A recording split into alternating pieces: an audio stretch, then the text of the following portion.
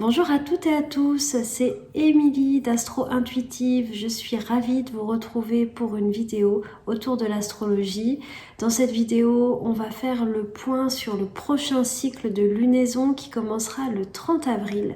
On va voir un petit peu ensemble quels sont les aspects planétaires, quels sont les signes impliqués et on va essayer de comprendre les questions que ça nous pose et puis toujours dans l'optique finalement de travailler avec le ciel et puis d'avoir un peu comme une feuille de route pour le mois.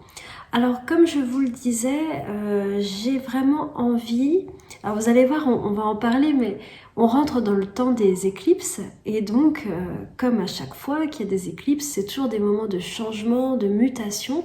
C'est des moments en fait où on passe à une étape de notre évolution qui était finalement un petit peu dans les réserves, hein. C'est pas complètement nouveau, mais c'est des moments où ça y est, hop, on peut passer un cap. Et donc à titre personnel par rapport à ma chaîne d'astrologie, c'est ce que j'ai envie de faire et donc je vais modifier sensiblement, on va dire, le contenu de cette chaîne. J'ai décidé de vous proposer toujours 2 vidéos par mois. Une vidéo à la nouvelle lune qui sera orientée sur l'actualité astrologique, donc comme celle qu'on va voir ensemble. Simplement, je ferai un tour d'horizon de tout le cycle de lunaison, donc on parlera aussi un petit peu de la pleine lune dans cette vidéo.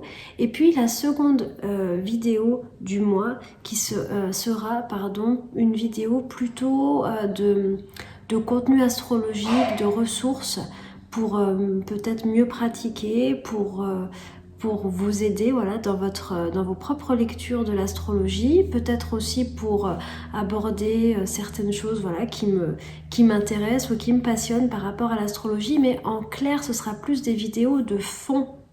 Donc voilà, ça peut être tout à fait une œuvre et l'astrologie, un auteur et l'astrologie, mais ça peut être aussi certains aspects astrologiques, qu'est-ce que ça peut donner dans la psyché d'une personne et quelles pistes de thérapeutique on pourrait envisager. Bref, en gros, ça sera des partages sur ce qui m'intéresse et ce qui m'anime par rapport à l'astrologie. Donc voilà, donc tout ça pour dire que l'actu astrologique ce sera à chaque nouvelle lune. Alors ce que je vais faire, c'est que je vais vous mettre je vais couper la vidéo en fait en 2 pour que vous ayez en fait ça sera indiqué le temps si vous voulez à la pleine lune, aller directement voilà, quand ce sera le moment de la pleine lune, vous pourrez reprendre cette vidéo à la bonne minute pour suivre l'actu voilà, et ne pas avoir à revivre tout le début de cette vidéo. Allez, on y va, c'est parti. Donc, voilà, on va déjà commencer par là. Là, à partir de cette nouvelle lune qui aura lieu le 30 avril, on rentre en fait dans la période des éclipses. Alors, c'est exactement ce que je vous ai dit avant. Les éclipses, c'est toujours un temps comment je dirais ça, un peu d'accélération et de bond en avant. Moi, je les vois vraiment comme ça. C'est comme des choses qui étaient un peu prévues, qui étaient en attente et qui d'un coup vont se précipiter et qui vont se matérialiser. C'est souvent des moments où il y a des événements assez notables qui se passent. Pourquoi ? En tout cas, c'est une piste. Je dis pas que j'ai la vérité là-dessus, mais je pense que c'est en lien avec l'impact des nœuds lunaires. Alors voilà, si vous suivez l'astrologie depuis un moment, peut-être vous le savez, mais sinon on va le redire. Mais en fait, les éclipses impliquent les nœuds lunaires parce que quand on a une éclipse, eh bien ça signifie que la nouvelle lune ou la pleine lune se situe en conjonction des nœuds lunaires. Et en fait, les nœuds lunaires, même pour nous, à titre individuel, dans notre thème de naissance, quand les nœuds lunaires sont actifs, c'est souvent des moments où il y a beaucoup d'événements, en lien, je dirais, avec notre feuille de route individuelle et avec des actualisations qui doivent se passer. Donc les éclipses, c'est un peu pareil, c'est comme si, on va dire 4 fois par an, c'est un moment où il y a une espèce de décharge énergétique qui descend, qui arrive, et qui sont là pour nous faire des bonds en avant.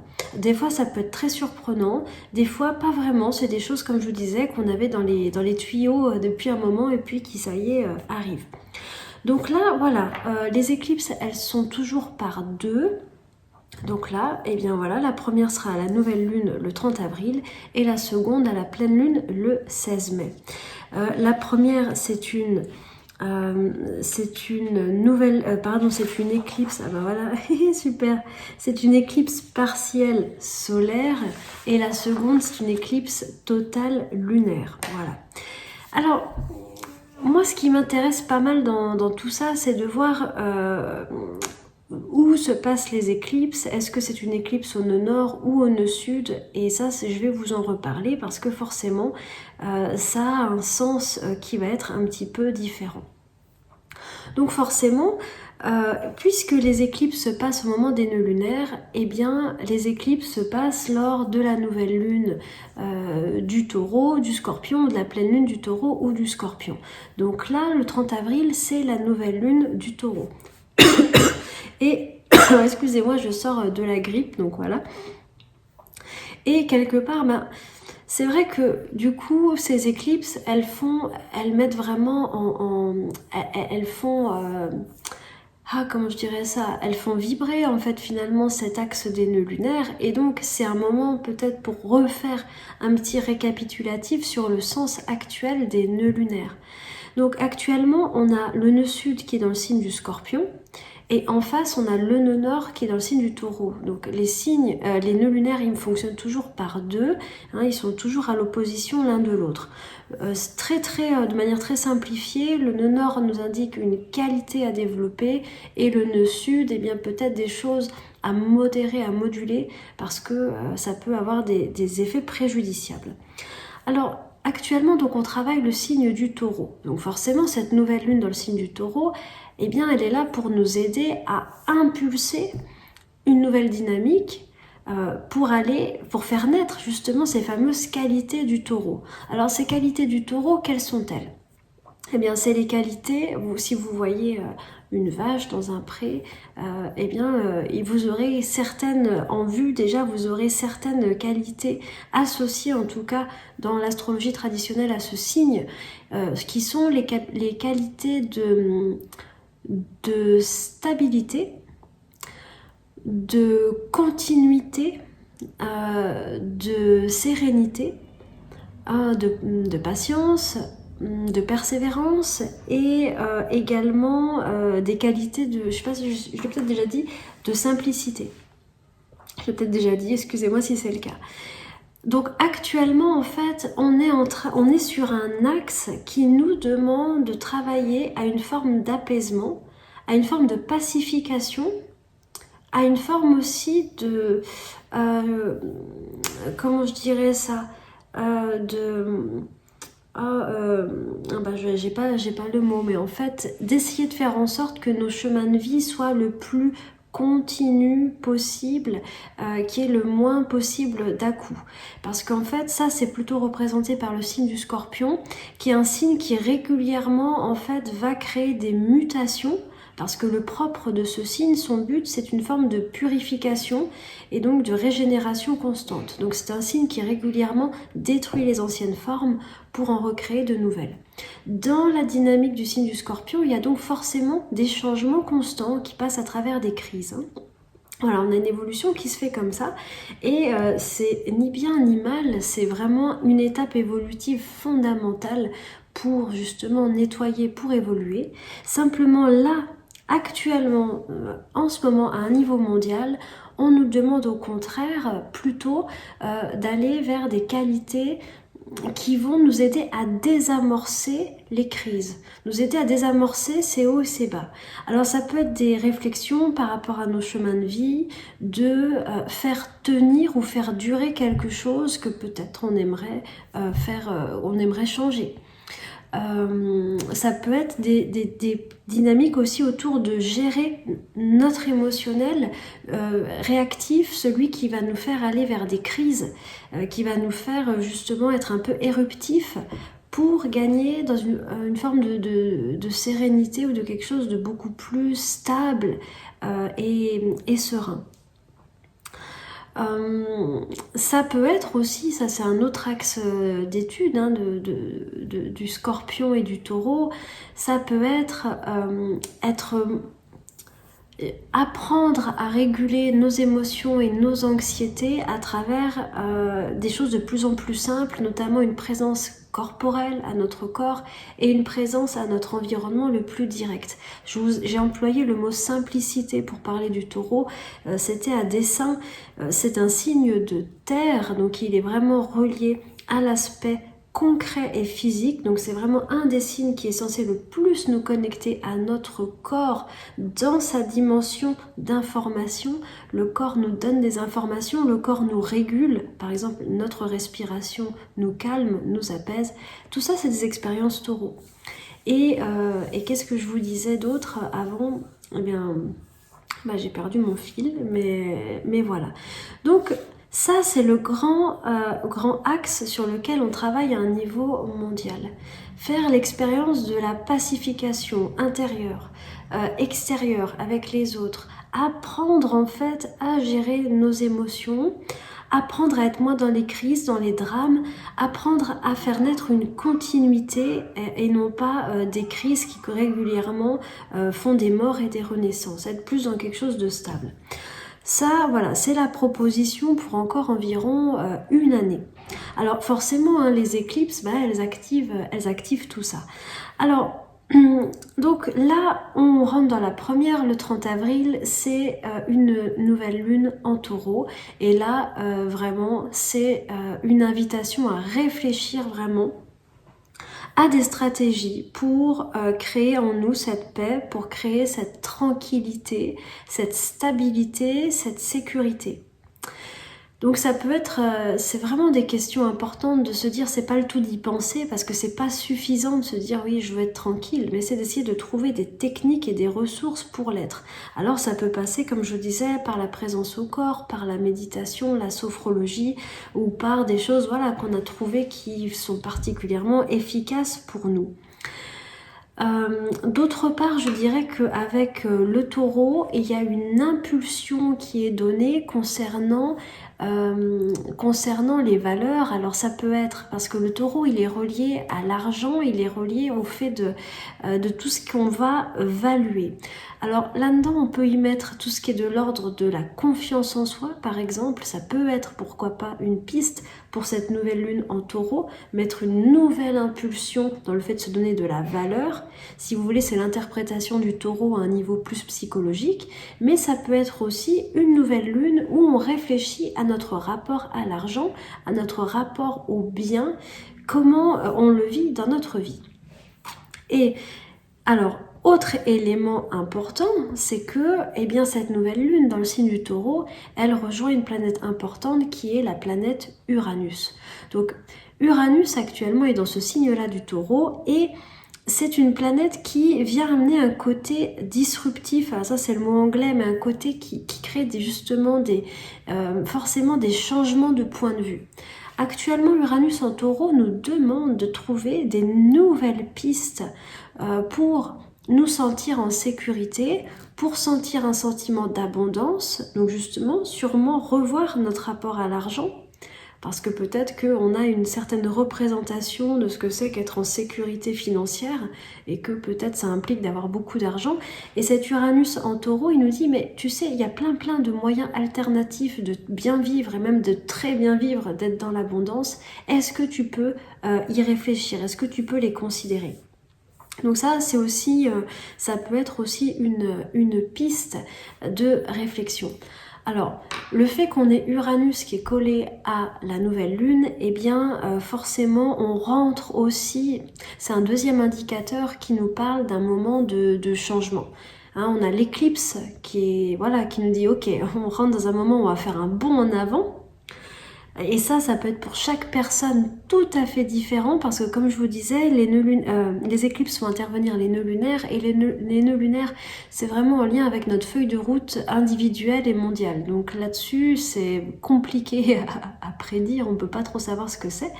Donc déjà, il y a cette histoire de bond en avant et en plus, il y a Uranus qui arrive et Uranus, il dit « Ok, moi, je viens faire les mises à jour. » C'est un moment où il y a des choses qui doivent changer.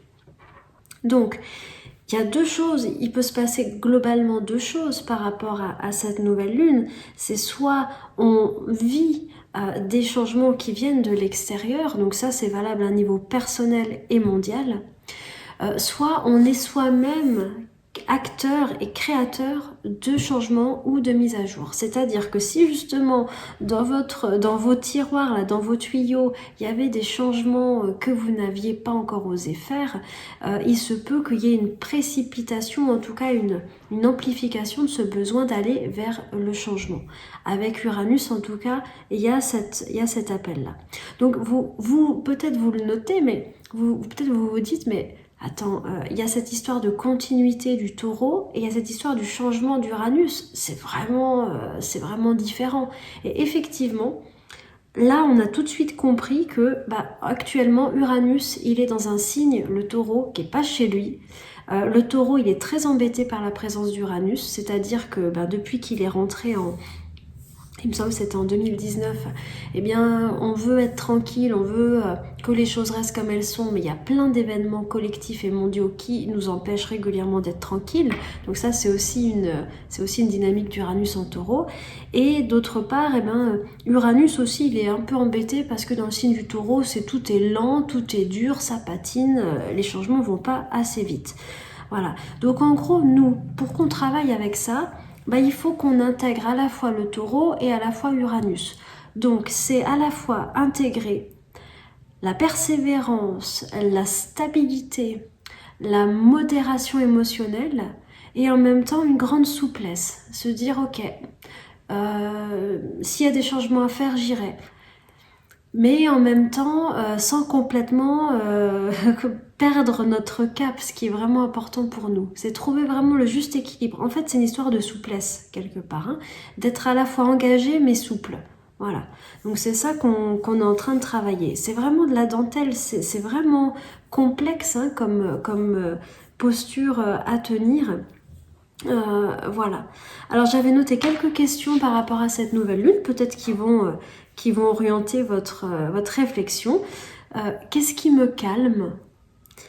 Comment puis-je apaiser mes émotions?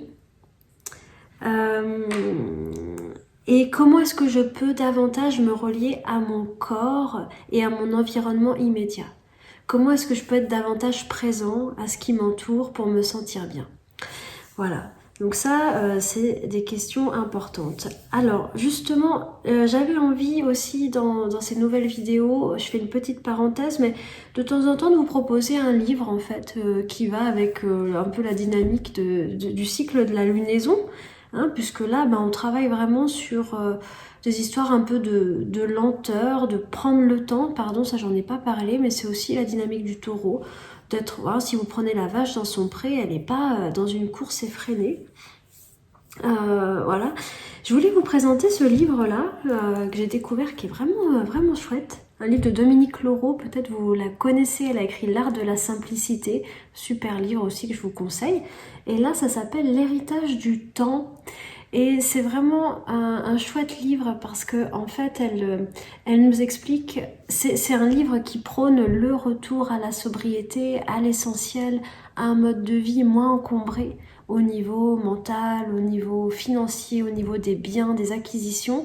Ce qui est très intéressant, c'est que donc ça va dans la direction d'Uranus en taureau qui nous demande quelque part d'aller vers cette sobriété, ce changement écologique, économique, etc. Sauf que dans le livre de Dominique Laureau, c'est un choix qui n'est pas c'est pas quelque chose qu'on a abdiqué, mais c'est un choix élégant, c'est un choix de sagesse, c'est un choix esthétique, et c'est quelque chose qui nourrit l'âme.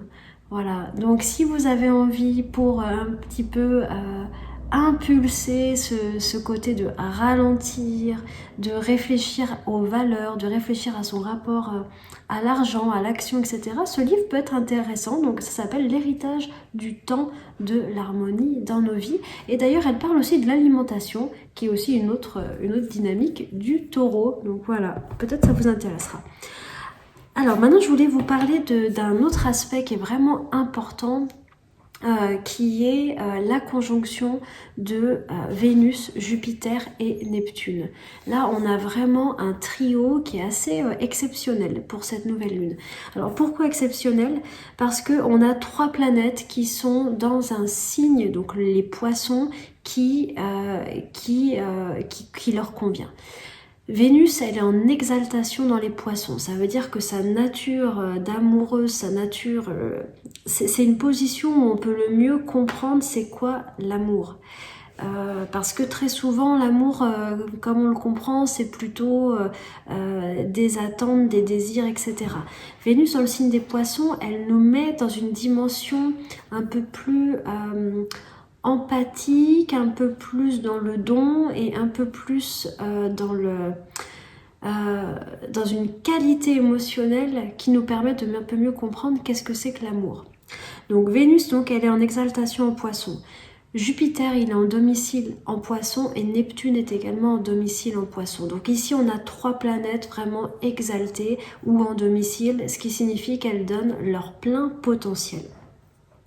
Alors de quoi ça nous parle ? Eh bien, ça nous parle ici d'un moment où on cherche et peut-être on trouve une forme d'idéal en ce qui concerne l'amour, en ce qui concerne les questions relationnelles, en ce qui concerne ce qui nous épanouit, en tout cas où on est amené à réfléchir à ce qui nous épanouit dans nos relations. Au moment de la nouvelle lune, on a une conjonction exacte entre Vénus et Jupiter. Et ça, c'est un aspect qui nous parle d'un épanouissement relationnel. C'était considéré en astrologie traditionnelle comme un des meilleurs aspects. Voilà, si on faisait de la prédiction, on dirait voilà, c'est un aspect vraiment sympathique qui promet des jolies choses. Vénus-Jupiter, il y a un peu la notion de dire, ok, ce dont tu as besoin, tu vas le recevoir. Et en plus, tu risques d'en recevoir beaucoup. Il n'y a pas de notion de manque. C'est plutôt quelque chose qui, voilà, quelque chose qui se dilate, quelque chose qui est ouvert. Et donc, ça peut aussi représenter l'ouverture de cœur. Pourquoi ? Parce que Jupiter, Neptune, c'est 2 planètes qui vont vers quelque chose qui se relâche, qui s'ouvre, qui se détend. Et donc associé à Vénus, le cœur, eh bien on est dans une énergie beaucoup plus émotionnelle, beaucoup plus douce, beaucoup plus empathique qu'on ne l'a été dernièrement. Alors voilà, Vénus, Jupiter, Neptune, c'est le grand idéal amoureux par exemple, qu'il soit manifesté ou non, mais en tout cas on est dans cette réflexion-là, parce que Vénus et Neptune, c'est aussi des histoires de moi c'est quoi mon grand idéal relationnel. Il faut garder en tête que cette triple conjonction, elle intervient à l'issue de tout ce travail qu'il y a eu avec Vénus rétrograde, Vénus-Pluton, Vénus-Mars, etc. Là, je dirais que c'est un petit peu, c'est presque le bouquet final finalement de tout ce travail sur le relationnel. D'autre part, c'est vrai que je m'étais rendu compte, c'est pas facile en fait de vous décrire Jupiter et Neptune. Pourquoi ? Parce que c'est pas des planètes trop reliées à des événements, c'est plutôt des planètes liées à des états d'être intérieurs et qui sont tous, voilà, j'avais noté quelques mots, c'est relié à une notion un peu de, vous voyez, quelque chose qui se soulage, quelque chose qui se dilate, quelque chose qui fait qu'on se détend, on s'apaise, on se tranquillise, voilà. Donc c'est pas évident vraiment de vous le décrire, c'est plus un état, c'est plus une ambiance en fait dans laquelle on va baigner. Voilà, donc là c'est vrai qu'on a une nouvelle lune avec vraiment un très beau potentiel au niveau relationnel. Donc peut-être voilà, ouvrons l'œil, voyons un petit peu ce qui se passe et qu'est-ce que ça vient réveiller chez nous. On a encore une fois, Vénus, elle est également en sextile avec Pluton. Donc il y a toujours un peu une notion dans le fond d'un travail à faire sur le relationnel. Il y a ce côté, voilà, vraiment on récolte, c'est épanouissant, c'est beau, ça nous fait rêver, ça nous fait du bien, mais tout ça est le fruit d'un certain travail quand même, d'un travail de profondeur psychologique, d'un travail d'engagement aussi pour que les choses fonctionnent. Donc voilà. Alors si par exemple on est on est seul et qu'on est dans l'intention de rencontrer quelqu'un, parce que c'est pas toujours le cas, Vénus, Jupiter, Neptune peut être une très très belle fenêtre pour essayer de clarifier quel est le type de relation idéale, quel est le type de personne qui nous convient, ou de même si on est en relation, qu'est-ce qu'on veut en fait, c'est quoi la prochaine étape de notre relation, qu'est-ce qu'on veut en fait, quel est notre idéal relationnel en nous et qu'on veut manifester. Je vous parle de tout ça parce que c'est la conjonction Vénus-Neptune. Alors, c'est sûr qu'une conjonction, hein, c'est toujours un peu à double tranchant.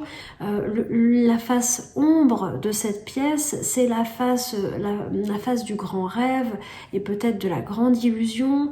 C'est aussi la face de la grande dépendance affective avec Jupiter, la face des grandes envolées lyriques et romantiques. Quand c'est pas, disons, quand c'est pas fondé, quand c'est pas partagé, quand on est un petit peu dans le doute, qu'on ne sait pas trop, etc.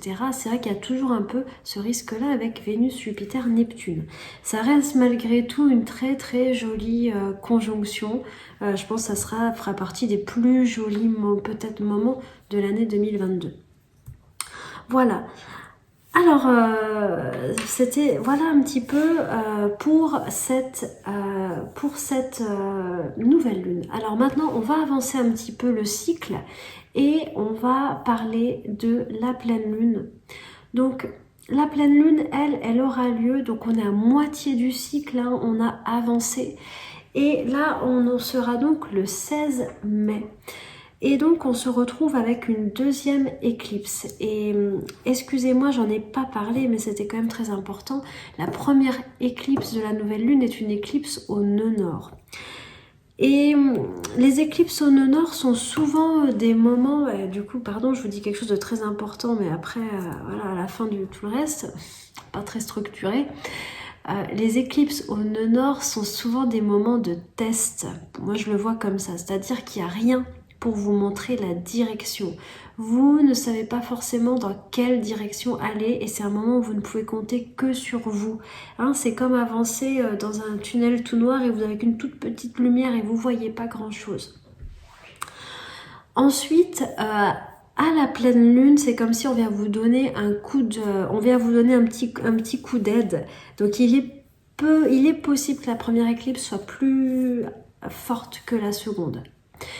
La seconde est une éclipse lunaire au nœud sud, en Scorpion. Donc là, c'est comme si, là au contraire, ce qui va être éclipsé, c'est tout ce qui est de l'ordre des mémoires, du passé, tout ce qui justement nous empêche d'aller de l'avant. S'il y a bien une lunaison, une pleine lune dans l'année qui nous parle de nettoyage, de laisser partir des choses, de libération, pourquoi pas karmique, de libération de mémoire, c'est vraiment cette pleine lune. Là, on a vraiment une porte très très importante et justement, eh bien voilà, le fait que ce soit éclipsé au nœud sud, petit à petit, on va commencer à mieux voir quelle est la direction à emprunter, on va commencer à mieux cerner ce qui est important pour nous. Ça, ce dont je vous parle, c'est la conjonction du soleil au nœud nord. Soleil nœud nord, c'est le fait d'éclairer, c'est le soleil. Nœud nord, la route, la suite, l'avenir. Quand c'est éclipsé, comme c'est le 30 avril, on voit pas bien clair. Et en plus, une nouvelle lune, c'est souvent un moment où c'est pas tout à fait clair. Alors que la pleine lune, c'est un moment d'objectivité. Et là, au moment de la pleine lune, l'éclipse sera du côté de la lune. La conjonction soleil-nœud nord pourra de nouveau être efficace. Donc vraiment, n'ayez pas peur si vous avancez un petit peu, voilà, à vue de nez au moment de la nouvelle lune. Donc ensuite, voilà, cette pleine lune, cette lunaison, donc elle est en Scorpion. Elle nous parle vraiment d'un moment où le Scorpion, c'est ce que je vous disais, c'est ce signe dont, voilà, qui passe par des crises, dont le but est de venir Son glyphe, il est génial, on comprend extrêmement bien le Scorpion grâce à lui. Hein. On voit vraiment les crises, les hauts, les bas, dans le but d'avancer. Hein. Il y a la flèche à la fin, dans le but de pouvoir continuer notre route. On ne peut pas aller plus loin tant qu'on n'a pas fait tout ça. Donc le Scorpion, c'est une phase qui nous permet de nettoyer, de purifier ce qui a besoin de l'être, de porter à la conscience des choses inconscientes, de les comprendre pour pouvoir avancer.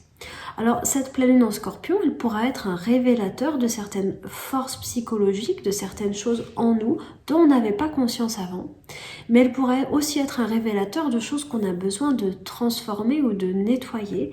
Et bon, ça peut être plus ou moins agréable, et c'est pour ça que ça peut être une pleine lune très très émotionnelle. Je vous invite vraiment, puisque c'est le signe de la purification, je vous invite vraiment à déposer certaines choses que vous ne voulez plus pour cette pleine lune et pour cette éclipse.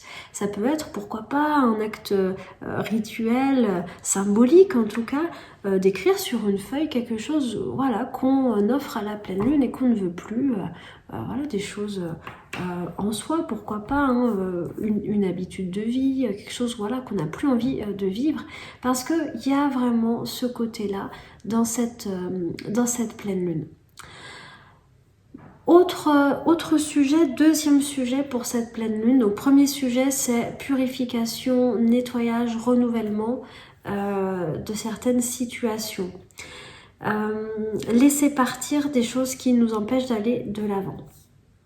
L'autre grande thématique pour cette pleine lune, c'est une histoire autour d'intégrer la notion de discipline. Alors c'est pour ça d'ailleurs que je reviens à ce livre. Ce livre, il pourra vous servir tout au long de votre lunaison, parce que Dominique Leroux, elle est quand même elle vit au Japon. Donc elle est extrêmement inspirée par tout ce qui est discipline intérieure, minimalisme, art de vivre dans la sobriété, donc tout un tas de composantes qui vont sonner très saturniennes, hein, avec vraiment Saturne, c'est-à-dire le moins égale le mieux. Hein, donc ça pourra aussi vous inspirer pour la suite. Pourquoi je vous dis ça? Parce que le Soleil et la Lune en fait vont se retrouver en carré de Saturne, et donc on sait que quand on est dans des carrés de Saturne, on est dans des moments où on doit faire preuve de travail intérieur, de discipline, d'introspection. C'est des moments où c'est pas tout cuit. Donc c'est pour ça, profitons bien de la conjonction Vénus-Jupiter-Neptune qui se passera aux alentours du 30 avril, qui rayonnera, on va dire, sur toute la première partie du mois de mai. Parce que après, on a quelque chose d'un petit peu plus sec qui nous dit, bon bah voilà, tu veux certaines choses, bah vas-y, il faut que tu t'y mettes, faut que tu remontes tes manches, on n'a rien sans rien. Voilà, il y a quelque chose d'un petit peu plus engageant et qui va nous demander de faire preuve d'une certaine maturité ou d'une certaine sagesse. Voilà, donc si on résumait en 2 mots pour cette pleine lune, les thématiques, ça serait purification, libération, ça c'est tout ce qui est Scorpion, et puis l'autre chose, ça serait sagesse. Voilà, et donc je pense que tout ce qu'on aura travaillé, si on a bien travaillé sur des choses qui nous permettent de prendre de la distance avec nos réactions, qui nous permettent d'être plus calmes, eh bien ça va nous aider à gérer tout ça. Tant que le soleil est en taureau, c'est ce qu'on travaille. On travaille sur faire naître en nous cet état de paix, de confiance, de tranquillité. Hein, voilà, c'est notre principal travail. Voilà, donc je vais m'arrêter là. Je pense qu'on a les aspects les plus importants pour ce cycle de lunaison.